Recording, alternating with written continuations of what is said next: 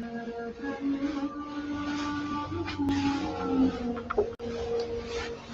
afternoon, everybody.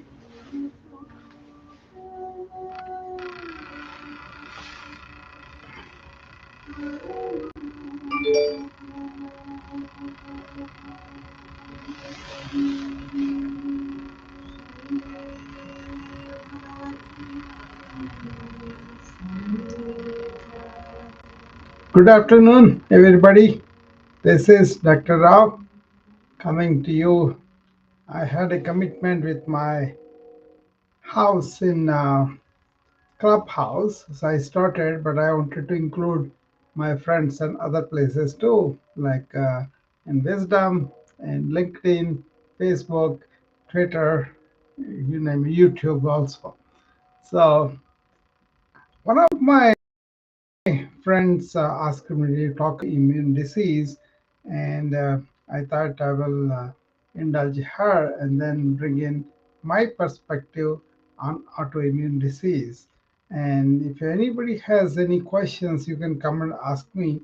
Otherwise, I will just give my take on it. You know, as a physician, as a yogi, and also as somebody who is interested in this epidemics in a major way. See, I have been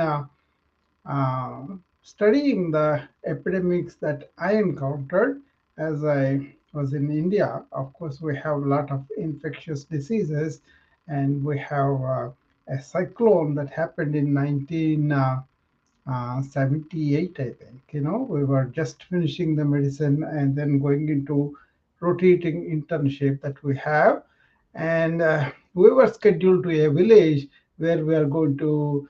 Our job was to just from morning till evening administer cholera injections, the anti-cholera, right?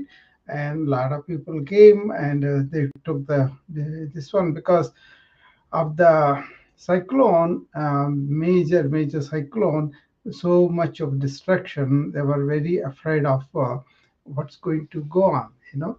So somebody is here talking to me, probably here on the Wisdom app, and also let's say hello to them. Hi there. Hi.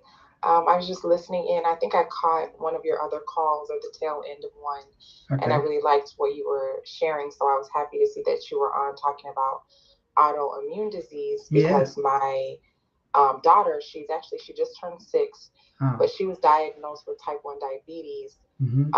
a couple months ago. And so we've been able to change her diet and really maintain a good diet to where I don't have to give her insulin and her numbers are staying in range. Yeah. But I just want to know from a holistic point of view, do you see people actually heal from that?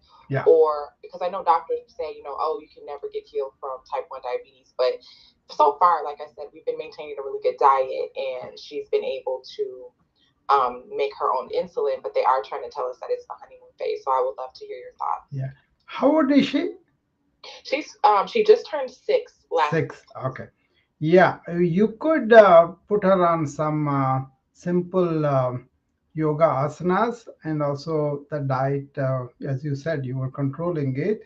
And you need to really know how the whole system works, including insulin resistance and pancreatic damage and all that, carbohydrate overload. If you learn those and you control as you are doing the diet, and also increase her activity a little bit, and also really not give her some things that are going to aggravate her insulin resistance, she would do much better. Okay, so you can get to me offline and I can show them to you, and you can instruct it to your girl, or you can bring her and then you can put her on that regime every day. Is a wonderful thing you are starting at this time, because she can get to those routines very easily, because they have the natural intelligence, these kids, but you need to understand what is her hypoglycemic episode that she can have, and how you want to protect from that from her, carry some glucose tablets. There's a whole lot of care that you can do in her lifestyle, how she um, actively participates in sports and not, and how she has this routine every day in her regular regimen, which will really help her to even stimulate the pancreas to secrete at least a minor amount of insulin for her. So it's autoimmune disease means over the years she may be more dependent on the insulin. Even then, that's okay. There are insulin pumps. There are so many things that we advance now that are very patient friendly. So you need to have a lot of these talks. I will be happy to help you, girl. No problem. Okay. Wonderful. Thank you. I appreciate that. Yeah, you can do a lot for her and help her quality of life in a major way if you know these things very early. I think you're doing a very, very good thing by starting very early to know everything about that is known. Okay, I will combine both the modern techniques and also the ancient techniques of how we can really have a lifestyle that is good for her. Okay. Wonderful. Thank you. I'll step down. I appreciate all the information. Yeah, okay, sure. Get in touch with me offline. Then we will. Oh, Okay. will do. Very good. So that's a good thing. The mom realized that she could make a difference with her girl by not only just medication and insulin. If she needs it, she needs it down the line. But then also there are better preparation of insulins now, better administration of tools like we have these insulin pumps and then continuous blood sugar reading without really poking her all the time. There are so many advances, but some of the advances have this cost factor, right? So, but still, we can manage a lot of things. There are a few asanas I can show it to her, and every day she can do, and that will help her to stimulate her pancreas. So it is not that a major amount of insulin, but at least a small amount of things, that will be very good for her. I'll be happy to help that little girl, no problem. Okay, so that's a good thing we started off because. Understanding and knowing our immune system and how these autoimmune diseases happen and how we unknowingly aggravate them instead of getting them under control is the subject of our talk today, because a lot of people they kind of do that, because they don't know, and then they will be doing that. So my friend Sanya is here, so I'm inviting her to come up on the clubhouse. But anyway, uh, one of my friends, she asked me to do this room because she has lupus, and lupus is a part of the autoimmune disorders. And she wanted me to present this immunity and autoimmunity and how we can use some lifestyle changes based on ancient wisdom. That way we can control these disorders, right? So that's what she said. So I said, okay, I will do that room as a part of routine of the Saturday night. I promised the house in clubhouse to do. So I just included this. Now immunity is having several roles in our several parts in our body, right? First immunity barrier is the skin. It won't allow anything to get in. That is the first layer of our protection. But once you go in, then there are this number of variety of lymphocytes that are really they'll be roaming around looking for organisms that they can put a resistance against them, they will fight them, right? That's one thing. Other thing is once they go in, there are some antibodies. These antibodies mark some of these bacteria and viruses as they come in, and then allow the lymphocytes to go and kill them. Okay, that's the thing. And these memory cells also remember what kind of bugs they have seen, and then they will make antibodies against them too. So that is a very important function. It grows over the ages and centuries, and we kind of develop a lot of immunity or resistance against these bugs we have encountered, right? And that spreads around the herd, and then we develop the herd immunity. I think we both, most of us know about this. But then what's the difference between the ancients and for us now is ancients dealt with a very uh, clear cut, not polluted atmosphere, and that atmosphere itself nurtured us. Our bodies had natural intelligence, which was really nurtured by the elements of what we face, the air, the water, and the soil, the organic food, and all that really nurtured that natural intelligence and the capacity to see that, right? But now, with the agriculture and with the industrialization, with all the chemicals, technology, we kind of polluted these elements which are losing the potential. On the other hand, they have damage on our natural intelligence, which can produce this inner immunity, which I described to you about. Okay, so we want to understand and reverse our lifestyle from something artificial, something away from the nature, to something that is natural, right? So that is very, very good. Okay, that is something we want to understand these lifestyles and maybe change them a little bit. Hi, Martin. Hello, I just wanted to come on and say hi. And you just said something that made me want to just come on and give you a little Good, good. I I'm happy to see you. I Yeah, it's always wonderful to interact and to chat with you, especially like when we're like I have a diagnosis of yeah, multiple sclerosis. yeah, And yeah. and I like to say I have a diagnosis. I don't like to say I have this thing. I got a diagnosis of Good for multiple you. sclerosis. Good for you. That's good. Yeah, Because that's the only thing that I know. All yeah, I know is that I have a diagnosis. yeah, But when you said something like our environment yeah. has gotten us away from our natural intelligence, Hmm.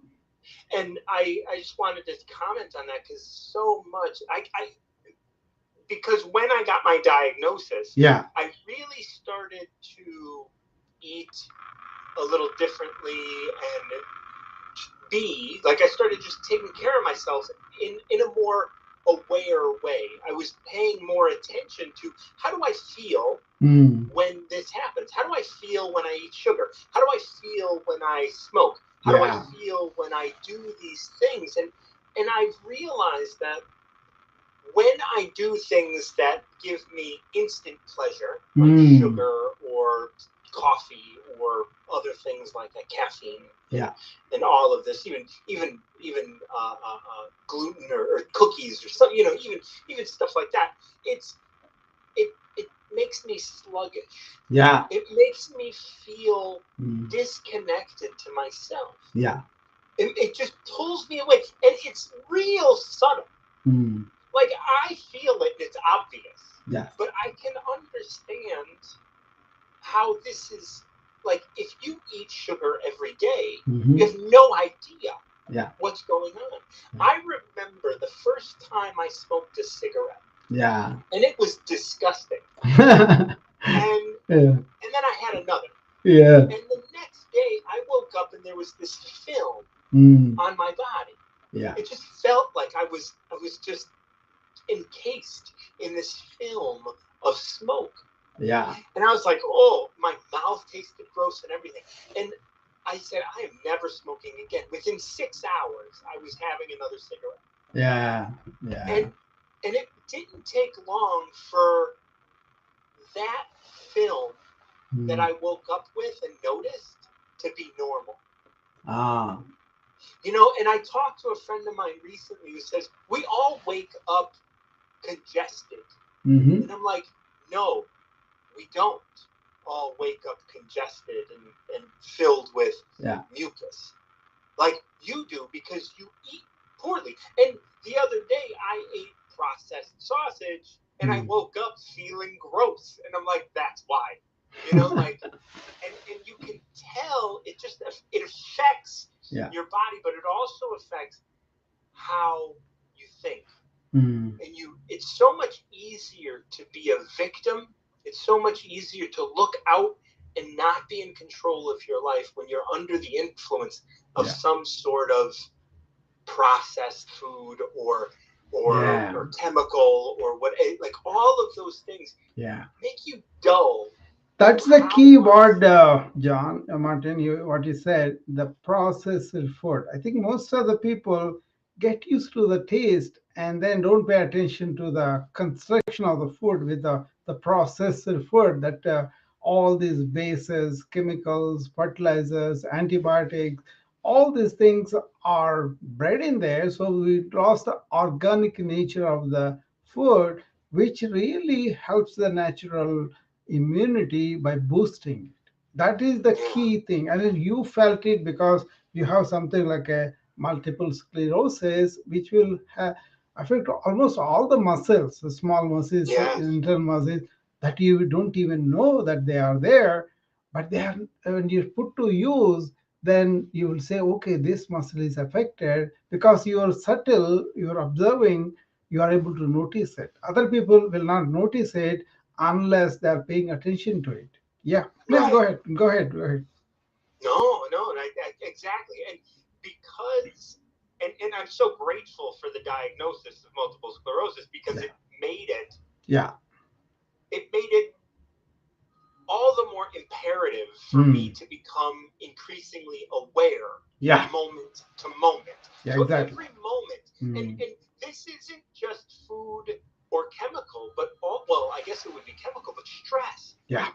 If Yeah. I get stressed, Yeah. I can feel the exact same way as when I'm coming down off of sugar or processed foods. Exactly. I Exactly. But stress just brings it on Mm. in a different way. But Yeah. it's there, and when it's present, you have to recognize this Yeah.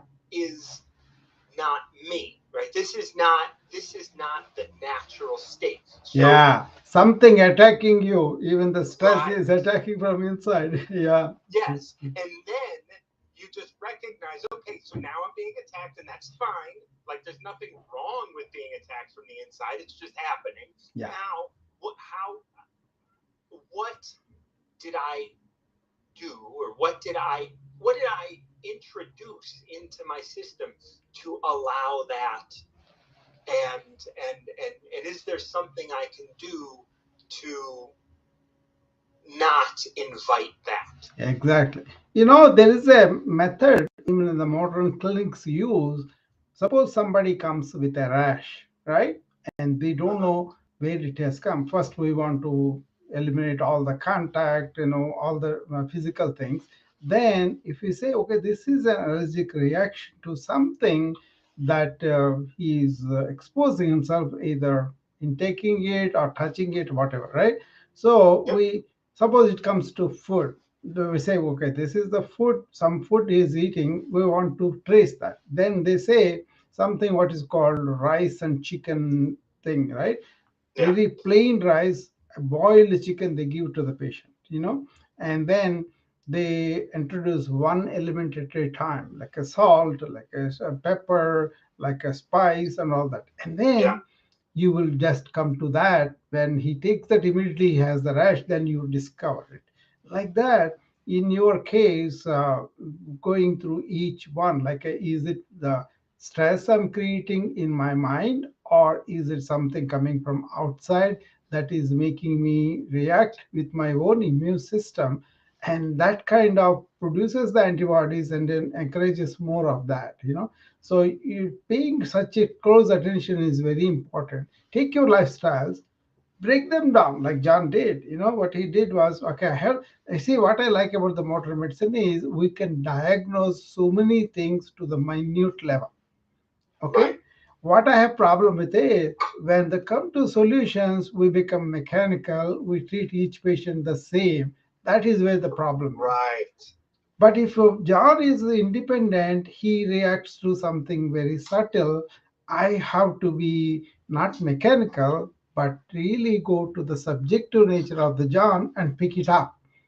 And then you can go to the root of what is causing the distress for him. And then suppose he is thinking too much, then we'll say, okay, don't think. I will show you how to think appropriately. Otherwise, you relax. And he himself will notice in his body that strength, that vitality that he can feel. That's what is happening to you, John. You are feeling your vitality normally, And when there is a change in that composition of the vitality, you are subjectively observing it, not only observing, you're experiencing it. Right.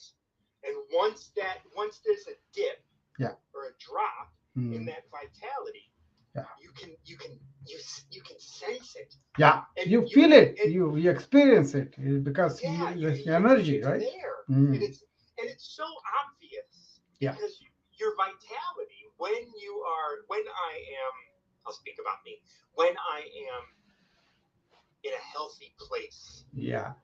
When I want everybody to realize this is autoimmune disease journey that John is describing, and so it's Yes. a valuable points of what is required in this particular thing. Is not like a one particular thing you can diagnose and say you are diagnosed. You have to be really observant of everything that you are going through in your life, your emotions, your and conclusions, your attachments, your tastes, all those things come in. So you got to observe them like a detective, just like you are standing outside and observing them. So that is Yeah. why it's very important, Martin sharing his journey. So go on, Jared. And I have a family member Mm. in Spain Mm-hmm. who thought he might have MS, but he had shingles. Ah, okay. And he was talking to his neurologist, who's like the head of neurology in Galicia, one of the top doctors for not top neurologists in Spain. And they were talking to him, and he said about 30 or 40% of the people diagnosed with MS in the United States don't actually have MS because in the United States we don't do spinal taps. Yes. And they were really happy to tell me that because maybe I don't have MS. And No. I was very much of the mindset of it doesn't matter if I have MS or not. But the spinal tap, we do them much better now. Actually, I did so many hundreds of them in my career because that's part of the, we have to take it and diagnose even meningitis and all those things too. Yeah. So we do. I just want to say that we do. Yeah. And they did not do a spinal tap. Oh, well, some hospitals don't. Yeah. Yeah. Yeah. And either way, for me, I'm not taking medication for my MS. Yeah, that's important thing. Yeah. And so I don't care if I have MS or not. My life is fine. Yeah. With the diagnosis. Yeah. And they, were of the mindset of, well, if you don't have it, then you'd be able to stop living the way you're living. But I'm like, no, you don't understand. Living the way I'm living is the best thing ever. John, let me put it this way. Very important. You see, even though he was diagnosed as a MS, because John paid attention to his lifestyles, those things are under control. That's what he's trying to communicate. That's a very important thing. So, how much the lifestyles enhance your immunity and help you to live with any disease, and how much lifestyles deplete your immunity and then worsen your condition is important. Go ahead, John. That's important. And I look at it this way in this idea when it comes to a diagnosis, like, what's more important, my lifestyle or my diagnosis? Yeah. Right? And I think a lot of people, they live in victim mentality, in this idea that I am a victim to my diagnosis, while I look at it more like my diagnosis freed me or opened me up or made me more aware of actually who I am and what I'm capable of. And not even capable of as much as like what I can experience in this moment. Yeah.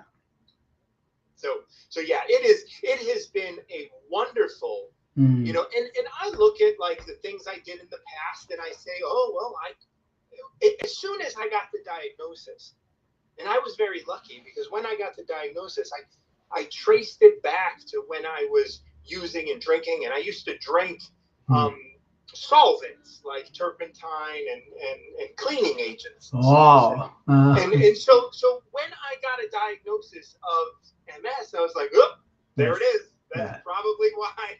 And my doctor said, no, we don't know why you get MS. That's not my family or anything like that. And I was just like, well, whatever. It doesn't really matter why, but it's mine now. No, it's like this. It's like this, John. You are like a strong army of, castle that is protected by the army of your strong immunity, and then you kind of eliminate the army by indulging in these chemicals, and Yes. then you are susceptible to this any number of things, just not MS. But now you may not even have MS as a diagnosis or as a fact in your body. You might have overcome because you corrected the lifestyle. That's the point. Right. Yeah. And it doesn't matter if I continue with the diagnosis and I hold it or not or whatever. I have a diagnosis and now No, that's fine. by definition, multiple sclerosis is a waxes and wanes. Okay, it wanes when you really subject yourself to behaviors or lifestyles that are going to deplete your immunity. Then you may manifest the manifestation of the disease. Otherwise, you yourself, with your own capacity, have overcome. This is very difficult for people to understand because our culture is like a bullet. Give me one drug and that should cure me, and then I can go indulge in whatever I want. Come back, Martin, if you need to come back. Okay, so it's a kind of correct thing that John is talking about, and the other patient who talked to me about was lupus, and actually I opened a room for her sake. I think she may show up later on, but I'm glad John is here describing his personal experience, his positive way of lifestyle changing, which is really good. One of the things about this yoga thing is yoga doesn't affect only the external body, the muscles and all of that, but it affects the organs inside. It massages the organs inside, and that really helps us to improve our lymphocytes and other tools that we have inside, the cytokines and the antibodies. All those things, they're much better rather than just leave them alone like that and then allow the glands go down. Then however beautiful you look outside, people suddenly die because of this. They allow the glands inside go down. I'm putting it very bluntly, very crudely, but organs degenerate with age, with the disease and all that. On top of it, if you don't know how to nourish them every day, then that will be a problem. Yeah, go ahead, John. Talk no, about it. yeah, no, I'm more or less done. But what you just mentioned, a big part of my, practice, maybe not daily, but I do this often, is massage my organs. Yeah, good. Like I would in my breathing exercises, I'll breathe, and then I'll move. Like I'll get my hand in there and I'll move my organs around, and I'll just like push and pull on my stomach and in my sides and down in my groin, and I'll just move it all around doing it right now. But it's like it's so good to just move your body. And in different ways. And that's it. Dancing, just move the body in different ways. That is the dancing. If you do that, that's enough. You don't have to have any of the systems. That we do. But then some systems are evolved very, very, very methodically, and there's a lot of science. That's why we want to go there. But then just to move your body all sides, that is the dancing you do. That's a wonderful thing to do every day. Yes. Oh, Dr. Rao, thank you so much. I'm going to let you continue talking about autoimmune diseases. I appreciate coming up and sharing my story about that. And we'll always be supporting. Yeah, this is a talk directed towards those people who requested it. And then maybe they can listen to the later. But any of the friends like Martin, they can come up and tell us about their experience, which is wonderful. Thank you, John. I value you. Thank you. Okay, John Mart is a close friend of mine, and we both talk about Tao, Dao, and Brahman and all that, which is like a really understanding the deeper philosophies in India and Chinese cultures, and really making that deeper philosophy come into our life. Thereby, our minds are calm and peaceful, and help us to improve our immunity. Okay? That's what our association is. But apart from that, what we are talking about here is why did the autoimmune disease has become so prevalent? How come the most people with autoimmune disease after the diagnosis they are not able to overcome them, or they are not able to deal with them better? And so many factors. Okay, somebody tells you, like John, for example, he said about multiple sclerosis. See, his attitude was positive. His attitude was to, how can I overcome this? How can I understand this? How can I do things that are very, very simple, like the lifestyles, and I can change them. Thereby, I gain the empowerment within myself, I gain the strength within myself, and improve my natural immunity. That's a big deal nowadays because we have the COVID. So when the COVID comes, what does it mean? It is called a novel virus. That means that virus was not known to our human immunity ever. It's the first time we had to deal with it. That's why our body didn't have the defenses for that particular virus, and that's why so many people had problems with it.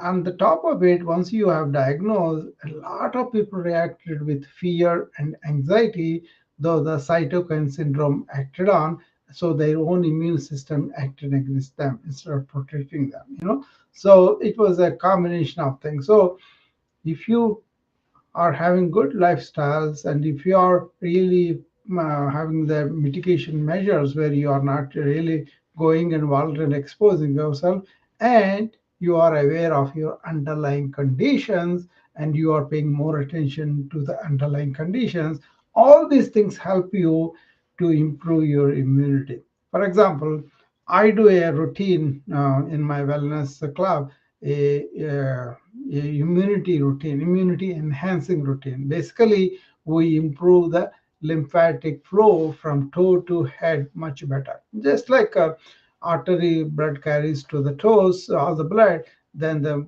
venous blood and lymph, they both come to the heart. So if you really make your calf muscles real good pumps, we call that a second heart. Then your uh, lymph and venous blood is carried much better towards the heart because it has to pump against the immunity, gravity, that's why it will come up. So there are lymph nodes all over the body. So we have specific exercise, simple ones, it takes like 5 to 10 minutes routine every day. You can do every day or you can do twice a week, whatever it is. So that is also a tool that we use to enhance the immunity. So lifestyle changes and exercise routines and breathing routines and calming the mind. All those things are really gifts of ancient wisdom. Either it is India, China, Egypt, they all have that. Each religion has them. So if you embrace them, that will help you to improve your immunity, and you will be better off that way. Okay. Now, what happened with modern lifestyles is where they make you settle down the body in sofas, in elevators, in cushiony cars, and all that. They don't allow us to do the physical activity that we need. Pay attention to them, reverse them somewhat. Simple, right? And don't eat unless you are hungry, and eat only fresh food, freshly made food, and also organic content. That is simple. Then rest and sleep when your body is tired, and also calm your mind twice a day in this modern age. That's something I have been telling people, how to calm their mind and then go to sleep. That will help you to eliminate all the toxic thoughts, all the negative thoughts. That way you are trying to be positive to everything in your body. Okay, these are the four simple things that you can do, and then understand how you can pick up these diseases very early these days. We have so much of immunological knowledge. After the HIV broke, we kind of understood the immune system much better, to the level of the cells, to the level of the chemicals, to the level of hormones that we secrete. Once you understand that, any modern immunologist will be able to give you a clear picture of your immune status, how you use that, know what is going on with you. And then if you have a physical every year, and then you know what's going on with you bodily wise, molecular wise, chemistry wise. Use that information to adjust your lifestyles accordingly, and also to take the medications accordingly, or not to take the medications, and all those things. I, for one, I rely on my natural immunity, natural intelligence, and natural lifestyles that are closer to the nature. That's what I'm trying to tell you. uh, Otherwise, autoimmune disorders are many, and then basically the mechanism is your immune system is turning against you, and that's why you have this problem. So you want to understand that, and then really make it like a friend again. So there are so many things involved. But if you have any particular questions, particular concerns, particular disease, then we can talk about it. But basically, understanding the natural way of life, understanding where we went wrong with the modern lifestyle, and then reversing it, especially if you have a condition. You can do good living habits to really keep the conditions away. But then if you have a condition, much more so important. So that's why I wanted to emphasize autoimmune disease is against our natural intelligence that our bodies have, and master that, and to do that, give a clean living. And that way you will be very happy about your energy, and very happy about your vitality, about your joyful feeling of being alive, instead of suffering with autoimmune disease that limits you, your activity, your relationship, your money, your time, and everything. So be careful about that. And that's all I wanted to say for tonight. If anybody else wants to come up. Otherwise, we were planning to do 1 hour, and then we will close the room. I was investigating a little bit about how many people in the in our physician community has this sense of really giving cadence, giving importance to this lifestyle. Many of my physician colleagues, they don't sleep well because the nature of work is like that. And also they may want to spend late nights and study, research, and all that. Or they may have real need for committee work and all. So many things thrown at the physicians. And that's why I find them vulnerable to the infections that they encounter. And also, because of the lifestyles, I call what is called diseases of lifestyle: diabetes, high blood pressure, heart disease, COPD, smoking related, alcohol related, all these things happen, right? And people who are in mental health, they get what's called transference. That means they deal with people who have organic psychiatric illness, and then because they're spending with somebody who is not normal and all the time, especially if they're in a like an institution or psychiatric facility, and they're confined with only these patients all the time, a few years, at least 10, 15 years later, they have got transference of those psychiatric symptoms in them, and they become psychiatrically sick too. So I have seen my own friends become like that. So for them also, if they were able to break off from that routine at least a few hours a day and took care of themselves with exercise, with good food, with breaking away from their work and spending some time with a hobby or with nature walking and all that, they would have been better.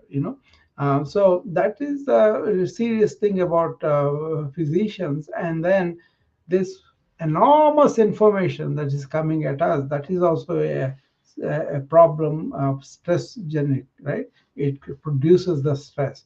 So, and many of the people are burning out because of the EMR implementation. A lot of data has come. Instead of the data helping the patient, it is destroying the providers who are supposed to be healthy and provide care for the patients. That's the crisis we are facing. That's why I kind of transformed myself into a burnout coach of the physicians and the nurses and the pharmacists too. That's a definite need. Is going to grow more, and with the artificial intelligence coming, there will be more data. Obviously, the machine will take all the data and give us more data to deal with. That's good. We can write easily. We can publish things. We can research things. That's all pretty good. But what are you going to do when your mind is left alone? That's what I'm focusing on now. I'm adopting the chat GPT. I'm getting a lot of benefit of that. But at the same time, I only know that it's a tool. In my thing, that's a tool. But I'm not going to allow it to dominate my mind.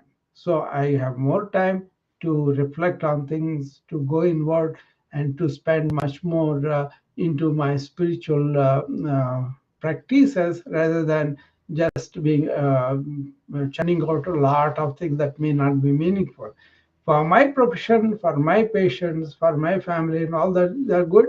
I will investigate things that I need to know as a physician, as a scientist, as a yogi. I need to know, I will do that. But I do have to know everything under the sun. There are so many experts. Of course, a lot of experts are going to be obsolete with the chat GPT, artificial intelligence, machine learning, right? It will learn more and more. They are telling me it has 1.78 billion bits or something, units are there now. It is going to go to 4.3 trillions or something like an enormous number. So if it can do this good job with this data, how much job it can do with so much of data incremented, right? So it's going to be much more like that. So be careful how you use it and what it does to your mind, especially the children. Watch them, because they may not know what to do with that mind that is left alone. And also, they may not be creative because they have not developed the capacities to create by themselves. If they are depending on this rapid computer churning out all the data, they may not even take the exam, and then they may not exercise to develop themselves. Okay, that's all evident for me. So that's the newer thing. All the physicians are burning out, so I'm trying to help them.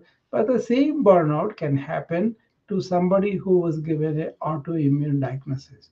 They have symptoms and they have this diagnosis, and they also have this conditioning factor that they will not have good life from now onwards. That's not the case.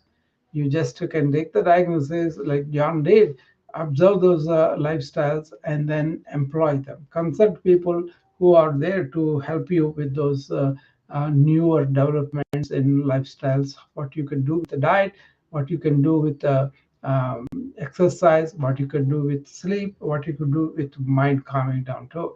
By the way, when it concerns the food, I'm going to give a lecture on the nutrogenomics, based on genes, how your nutrition is going to be prescribed for you down the line. That is the new branch coming up. So that is coming up next week. I think Lady Jules and in clubhouse, I'm going to collaborate with her and do the talk with them in their club.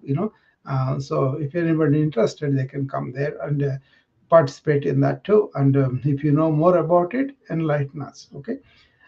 So with that, I will call it a day for today. Hopefully, autoimmune disease is taken seriously, but at the same time, they don't succumb to it. Change your lifestyles, and it will help a lot to know about autoimmune disease, deal with it, and be positive in your lifestyles. Okay. With that, I will take leave if nobody else has any other questions. Okay.